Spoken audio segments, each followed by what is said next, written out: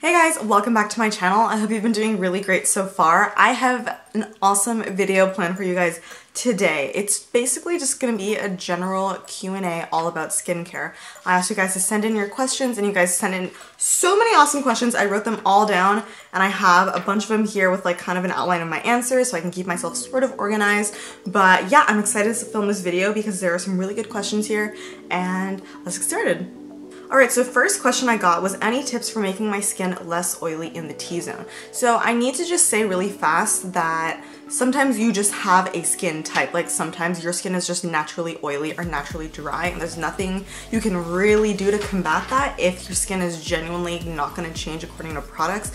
So if you feel like you've tried everything under the sun to make your skin less oily, which includes moisturizing more, I know that sounds really counterintuitive, but moisturizing more will actually help your skin to kind of chill out a little bit and stop overproducing oil because there's already moisture on your skin. If you've already tried that and it's not working, then I guess the best you can do is use a mattifying primer, use a matte foundation, and use a setting powder, and hope your T-zone doesn't get oily. So a way that you can kind of trick your skin into being less oily is to use a moisturizer at night and during the daytime. And you can also incorporate a beauty oil into your skincare routine. So a beauty oil is something like maracuja oil or argan oil. It's an oil specifically intended for use on facial skin. That's a very important distinction because there are body oils, but a lot of times it will contain fragrance or something and you really don't want to be putting fragrance on your face. So a body oil, I would err on the side of caution and not use that on your face. But if you find a really good cold pressed oil that doesn't have any fragrance in it, no alcohol, nothing, I would definitely try using it on your face. Test it on an area on your neck or on your cheek. See if you have any developing sensitivity, but if you're good to go, then I would continue to use that on your face and just see what happens. Try it out for a few weeks and you might notice that your skin becomes a little less oily. Next question is, how often should I use benzoyl peroxide? So for people new to this whole thing, benzoyl peroxide is an acne treatment. And so I always recommend using benzoyl peroxide as a spot treatment because it can tend to be very potent at higher concentrations. You really don't want to be putting that all over your face because it's not going to be the best for your skin because it can be very drying, because when you want to treat an acne like breakout, you're gonna want to dry it out, which I know is totally counterintuitive to everything that I say about skincare. I'm always like, never dry your skin out, blah, blah, blah. But with acne, you do want to kind of use something drying, but not super irritating. So I find that benzoyl peroxide and salicylic acid at the right pHs are the best ways to treat acne. I have, it's not here, dang it. But I have an acne treatment. It's a benzoyl peroxide by Clearasil. I think it's a little spot treatment. It comes in a tube about yay large, but it's pretty powerful. I want to say it's 10% benzoyl peroxide, which is no joke. And so I only ever use it as a spot treatment. You cannot use benzoyl peroxide preventatively. I will talk about chemical exfoliation in a second, which can be used to prevent acne, but benzoyl peroxide, I would not recommend using that as a preventative treatment. It should only be used as a spot treatment when you have acne. Next question, how do I feel about oil cleansing? I think it's kind of silly. I mean, if you want to do oil cleansing, that's fine, but you still have to use a normal facial cleanser that has something to dissolve water soluble impurities on your skin. When you oil cleanse, the chemistry behind this is that you're using an oil, so it's going to dissolve oil because, as anyone knows who's taken high school chemistry, like dissolves like, so something nonpolar is going to dissolve something nonpolar. So the whole notion of oil cleansing is that you're going to cleanse your skin with oil and you're going to get rid of excess oil and you're going to pull out impurities from your pores that are oil soluble. Here's the thing, not all impurities are going to be oil soluble. Some of them are going to be polar and only soluble in water. So I think oil cleansing is silly. Just use a normal cleanser. You can pick one up at the drugstore for like, I don't even know how much a CeraVe one is, but it's a big bottle and it's a very good price. So I don't know, if you want to do oil cleansing, you can do it, but I just think it's kind of silly. The most essential part of a skincare routine. This question is so hard. I think the most essential part of anyone's skincare routine for any skin type or age is definitely cleansing and SPF. Cleansing because That's gonna be the thing. That I feel like cleansing is the most primitive way that you can keep your skin healthy, by just keeping it clean, but not too dry. So investing in a good cleanser and then also applying SPF, because no one wants skin cancer, let's be real. So next question is, do you have any advice for sticking to a routine? So this is kind of an odd question, because for me, my skincare routine is everything. Like, I look forward to my skincare routine. So I impart that advice to you, in that I would kind of treat your skincare routine as like a fun, relaxing self-care thing that you can do at night. Like, oh yes, I get to massage my face with all these oils and stuff. Like, make it something fun, make it into a self-care thing. And think about the awesome skin that you'll have if you continue to keep up with your good skincare routine. Yeah? So the next question is, what are some negative effects to using skincare products that alter this pH of your skin? This is a great question, and this is more like my chemistry side coming out now. So your skin naturally has an acidic pH, and you generally never want to change the pH of your skin.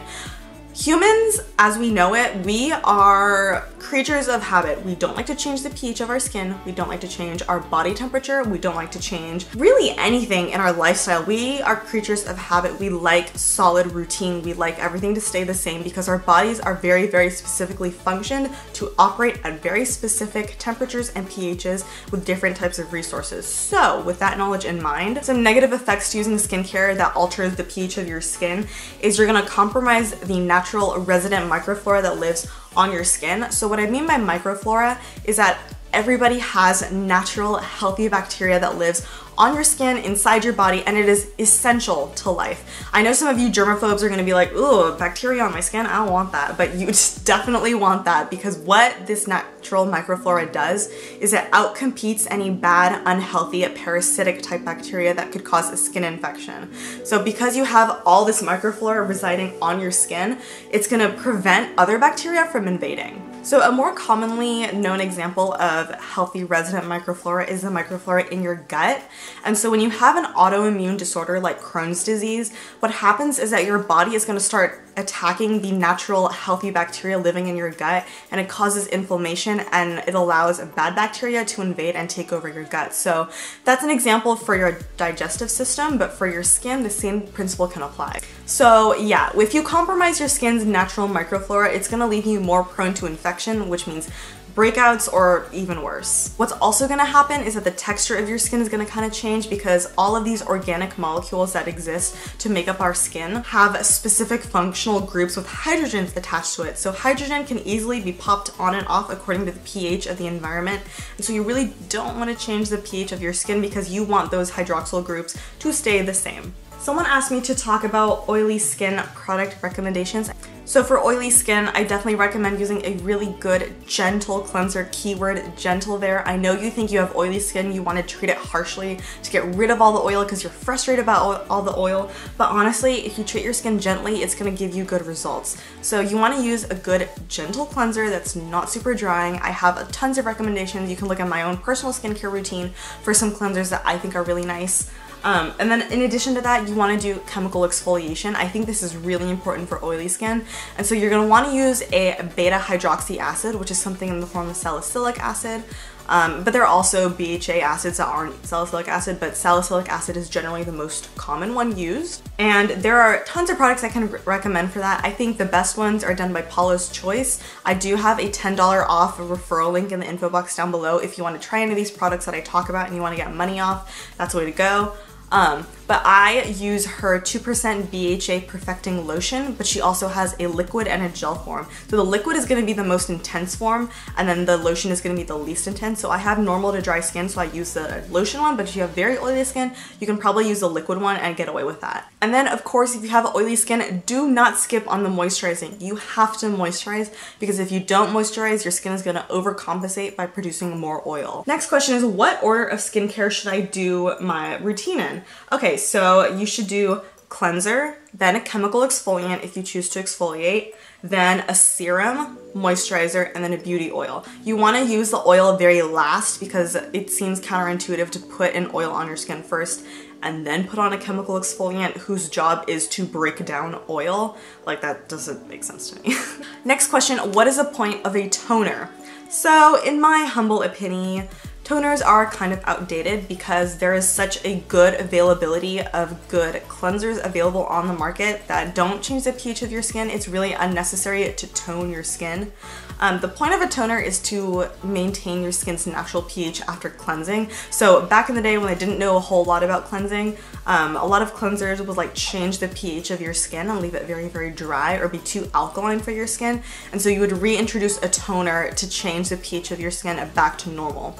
I think that's a really crappy way of doing things, and I'm glad that we have good cleansers nowadays. So anyway, my point is that a toner is kind of unnecessary in my opinion. You really don't have to use one if you're using a good cleanser, but I mean, if you want to use a toner, I can recommend a few for you in the info box. I might leave some links down below, but I might not, because I think toners are kind of unnecessary. You can have a toner that has good antioxidants, but I mean, why would you spend money on a toner if like your moisturizer, for example, has all of those properties? You know what I mean? Next question is, what is something essential to your skincare routine? So personally, for my skincare routine, the absolute essential for me that just like totally changed my skincare game was definitely my Tarte Maracuja oil. I don't know what it is about it, but it just makes my skin so freaking happy. Next question is, how do I reduce enlarged pores? So let me give you a little bit of background on pores. So pores exist on your skin, and the size of a pore cannot change. Like it can't change. So that's why when people say stuff like steam your face to open your pores, I kind of look at them like, what? Because pores are not muscles, they can't open or close. They have no way of responding to stimuli in that sense. Like pores just exist on your skin, they can't respond to stimuli. So you can't necessarily reduce enlarged pores, but what you can do to improve the like physical appearance of your pores is to use a chemical exfoliant, because what a chemical exfoliant will do is actually go into your pores and break down any oil or impurities or bacteria that may be building up and causing discoloration inside the pores. Next question is, what is your favorite face mask and what is your favorite clay face mask? So my favorite mask is, I believe it's called the Clinique Overnight Moisture Surge Intent. I don't really know what it's called. It's a pink bottle. I'll leave a link for it down below. But yeah, it's the Clinique Overnight Moisture Surge mask, I'm pretty sure. But it's just a really nice hydrating mask. It's nice. I don't know what to tell you. And my favorite clay mask is the Clinique Charcoal Mask. Next question is there an effect of diet on acne? Yes, absolutely. Definitely drinking water is going to heavily impact how your skin deals with breakouts. If you drink more water, you're generally going to have less breakouts, but I definitely think there is a huge impact of diet on acne. I can personally say that when I eat unhealthy and I'm not drinking a lot of water, overall my energy is just lower, but also my skin can develop texture, I break out more. That's just from my personal experience, but I definitely think you should be taking good care of your skin by eating good food that makes you feel good. Someone asked me for recommendations for affordable skincare. Check out the CeraVe brand at your local drugstore. I think they have awesome products. I've never used a product of theirs that I hated, so yeah, 10 out of 10 for me. Next question is, how do I prevent and treat whiteheads and blackheads? So again, chemical exfoliation is your answer there. What a blackhead is a buildup of debris inside of your pore. So like I said earlier, chemical exfoliant will go in there and clean everything out. It could be great and you can go on your way. A whitehead is a little different, but the same principle applies. You want to clean out your pore by using a chemical exfoliant. And generally whiteheads and blackheads occur on people with oily skin, so I recommend using a beta hydroxy acid. Next question is, how do I feel about witch hazel? I don't feel the best about witch hazel, honestly. So witch hazel contains tannins, and so those tend to be a skin irritant, which I really, I'm not a fan of skin irritants on my face. In addition, witch hazel is a vasoconstrictor, which means that it's going to like narrow your blood vessels to your face, which I think is not good for the health of your skin. And then also the distillation process itself of creating witch hazel that you can use on your face involves a lot of denatured alcohol, which is a big no-no. And even though it may not say on the bottle that it contains denatured alcohol, you really don't know for sure how much alcohol is going to be inside the witch hazel product. So for that reason, I never recommend witch hazel. That's just me. Next question is, how do I feel about SPF powder? I think it is an awesome concept, super cool concept, because that essentially means that you can wear whatever makeup you want and put an SPF powder on top and you're good to go. However, of course, things aren't as great as we want them to be. But basically my thought process is that in order to get the full protection from an SPF powder, you would have to really pack it on. And I don't think that's the most aesthetically pleasing.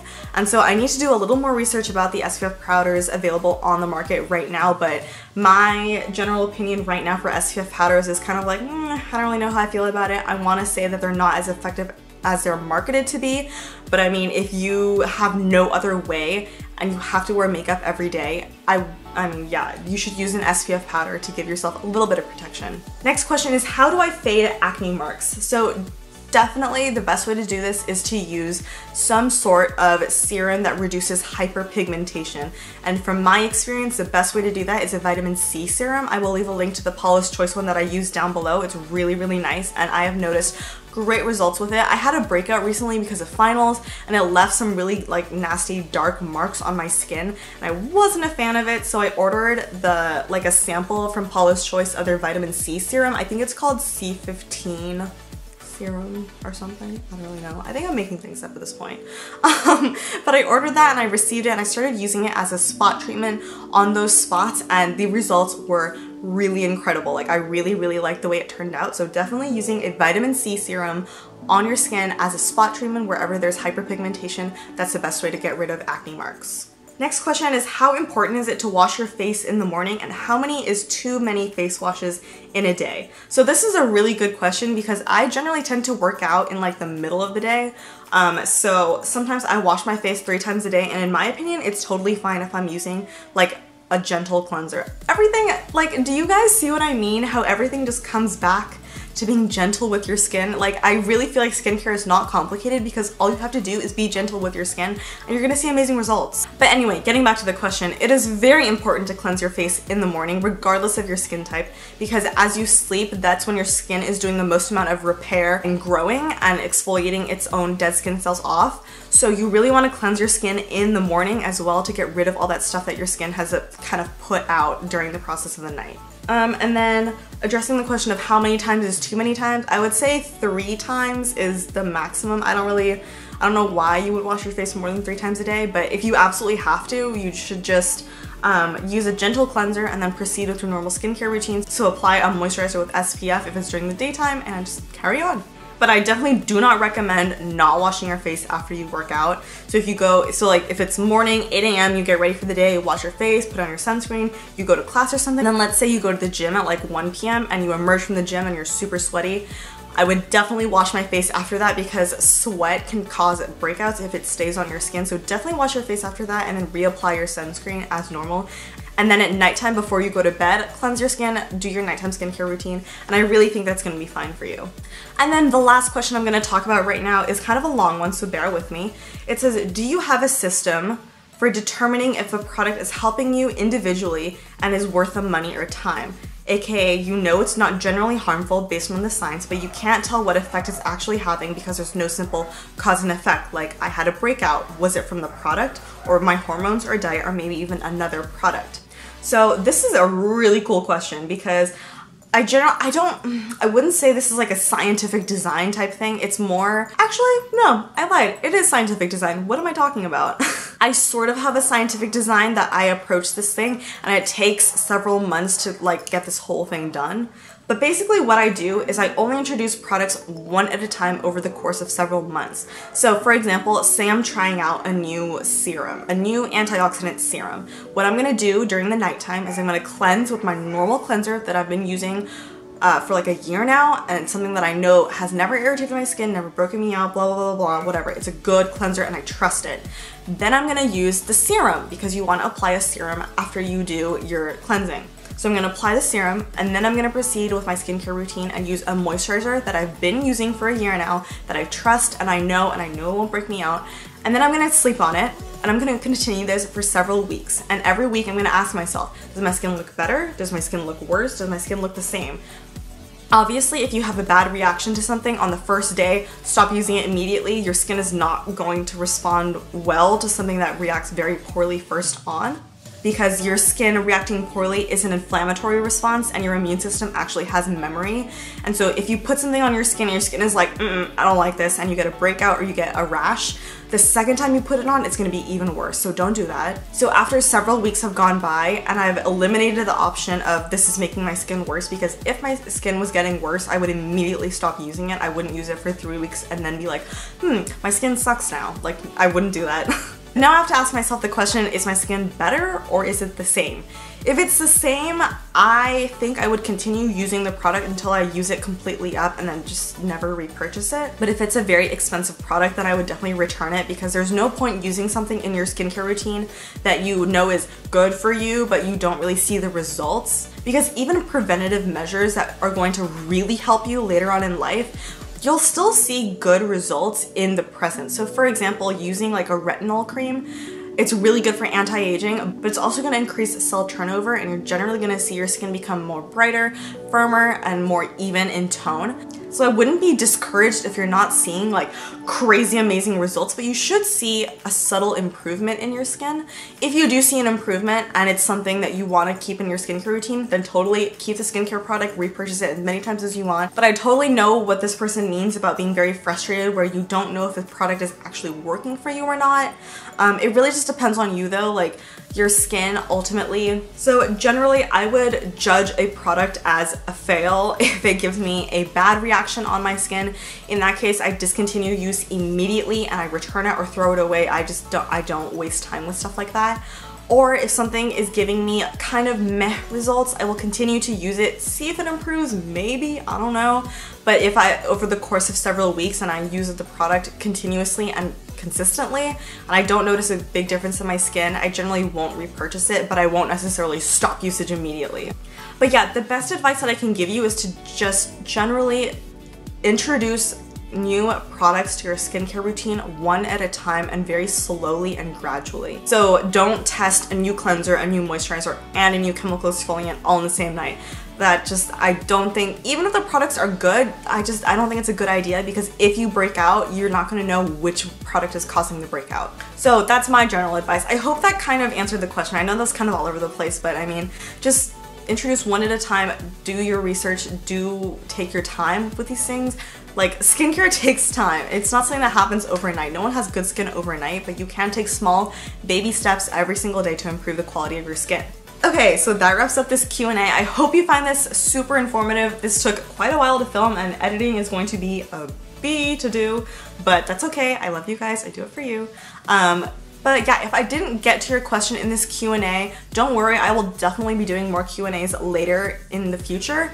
And then also sometimes I didn't answer a question if I have addressed it in an earlier video, so I will definitely leave links to all of my skincare videos in the info box down below for you to check out. But yeah, I hope you liked this video. Give it a thumbs up if you enjoyed watching, and be sure to subscribe if you haven't subscribed already. But I will see you very soon in my next video.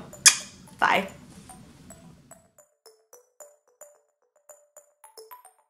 So something non-polar is gonna and then at nighttime, before you go to, but yeah, that's the oil you want to do. That's the oil. And so I always recommend, I feel like a broken record.